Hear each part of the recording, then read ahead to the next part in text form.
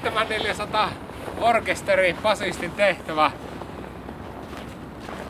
Ajella pyöräkoneella, maalata Volvoja, Pemarilla hinata niitä. No siinähän se menee, kun herra taittelija takoo rahaa hempparissa tänään. Mikäs päivä tänään on perjantai joku, en muista, mutta kuitenkin. Ei sen kummempaa.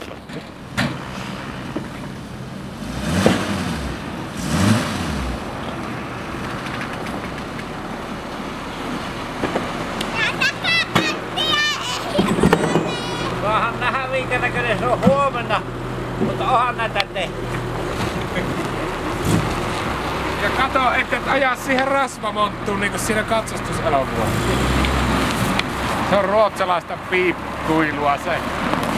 Onko se lakastettu lattia paskan mielestä perin?